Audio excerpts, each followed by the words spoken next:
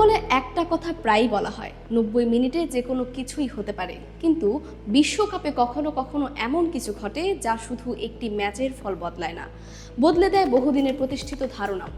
মঙ্গলবার ভোরের কয়েক ঘন্টা ছিল ঠিক তেমনই। বোস্টনে ৪বারের বিশ্ব চ্যাম্পিয়ন জার্মানি বিদায় নিল প্যারাগুয়ের কাছে। কয়েক ঘন্টা পর মন্টেরিতে নেদারল্যান্ডসকে হারিয়ে শেষ ১৬ নিশ্চিত করল মরক্কো। এক রাতেই টুর্নামেন্ট হারালো ইউরোপের দুই ঐতিহ্যবাহী ফুটবল শক্তিকে।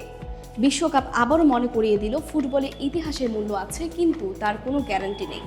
৪ বছর আগে কিলিয়ান এমবাপ্পে বলেছিলেন, ইউরোপের বাইরের আন্তর্জাতিক ফুটবলে প্রতিদ্বন্দ্বিতা ইউরোপের মতো কঠিন নয়।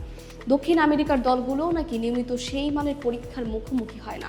সেই মন্তব্যের প্রথম জবাব এসেছিল ২০২২ সালের ফাইনালে, যখন আর্জেন্টিনা ফ্রান্সকে হারিয়ে বিশ্বকাপ জেতে। ২০২৬ বিশ্বকাপ যেন সেই বিতর্কের নতুন একটি অধ্যায় যোগ করলো। এবার শুধু দক্ষিণ আমেরিকাই নয়, আফ্রিকাও জানিয়ে দিল বিশ্ব ফুটবলের ক্ষমতার ভারসাম্য অনেক আগেই বদলাতে শুরু করেছে। ইউরোপীয় ফুটবলের সঙ্গে সবসময় এক ধরনের মানসিক শ্রেষ্ঠত্বের ধারণা জড়িয়ে থাকে। জার্মানির শৃঙ্খলা, নেদারল্যান্ডসের টোটাল ফুটবল, ইতালির কৌশল কিংবা ফ্রান্সের প্রতিভা, এসবের সামনে ছোট দলগুলোকে লড়াই করার আগেই অনেক সময় পরাজিত মনে করা হয়। কিন্তু বিশ্বকাপের মঞ্চে নামের চেয়ে সাহসের দাম অনেক বেশি। বোস্টনে সেটাই প্রমাণ করেছে প্যারাগুয়ে। ম্যাচের শুরু থেকেই তারা জার্মানিকে নিজেদের স্বাভাবিক ছন্দে খেলতে দেয়নি। মিডফিল্ডে জায়গা কমিয়েছে, রক্ষণে শৃঙ্খলা ধরে রেখেছে, আর সুযোগ পেলেই পাল্টা আক্রমণে উঠে এসেছে। ৪২ মিনিটে গোলে এগিয়ে যাওয়ার পরও আতঙ্কিত হয়নি তারা। জার্মানি অবশ্য ফিরেছিল। বিরতির পর কাই হাভার্টজের দারুণ হেডে সমতা আসে। অতিরিক্ত সময় একবার বল জালে পাঠিয়েছিল তারা, কিন্তু ভিএআর এর সিদ্ধান্তে সেই গোল বাতিল হয়ে যায়। তারপর টাই ব্রেকার, যে জায়গাটা এতদিন ছিল জার্মানির সবচেয়ে নিরাপদ ঠিকানা। বিশ্বকাপে এর আগে ৪টি টাই ব্রেকার খেলেছে জার্মানি, ৪টিতেই জয়। সেই দলই এবারে প্রথমবারের মতো হারল। অরল্যান্দো হিল ২টি শট ঠেকালেন, আর হোসে কানালের শেষ শটের সঙ্গে শেষ হয়ে গেল জার্মানি বিশ্বকাপ।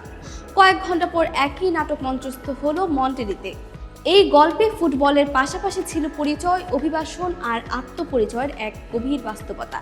মরক্কোর বর্তমান দলে বেশ কয়েকজন ফুটবলার জন্মেছেন কিংবা পেরে উঠেছেন নেদারল্যান্ডসে। কেউ কেউ ডাচ বয়স ভিত্তিক দলেও খেলেছেন। পরে জাতীয় দল হিসেবে বেছে নিয়েছেন মরক্কোকে। সেই সিদ্ধান্তের জন্য বছরের পর বছর শুনতে হয়েছে নানা কথা। ডাচ কিংবদন্তি মার্কো ভ্যান বাস্তেন একসময় প্রশ্ন তুলেছিলেন, মরক্কোকে বেছে নেওয়ার মতো সিদ্ধান্ত কেউ কিভাবে নেয়। ১০ বছর পর মাঠে সেই প্রশ্নের উত্তর দিল। ৭২ মিনিটে কোডি গাকপোর গোলে এগিয়ে গিয়েছিল নেদারল্যান্ডস। অভিজ্ঞতার কাছে হয়তো শেষ পর্যন্ত মরক্কো হার মানবে এমনটাই মনে হচ্ছিল, কিন্তু এই মরক্কো অন্যরকম। যোগ করার সময়ে শেমসেদিন তালবির দারুণ ক্রসে ইসা দিউপের হেডে ম্যাচে সমতা ফেরে। অতিরিক্ত সময়েও কেউ গোল করতে পারেনি, শেষ পর্যন্ত টাই ব্রেকার। আর সেখানে আবারও মুখ থুবড়ে পড়ে নেদারল্যান্ডস।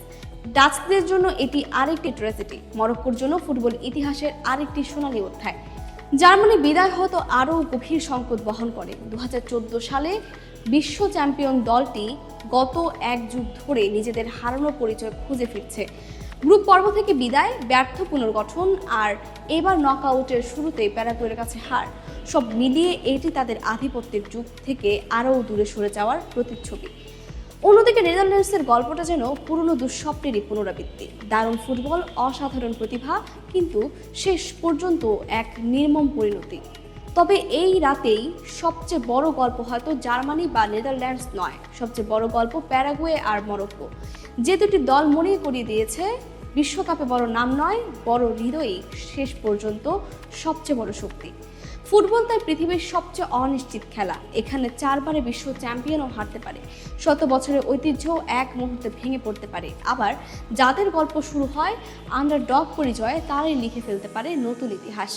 হয়তো এই কারণেই বিশ্বকাপ কেবল একটি টুর্নামেন্ট নয়, এটি এমন এক মঞ্চ যেখানে পৃথিবী বারবার শিখে, পরাশক্তিরাও হার মানে।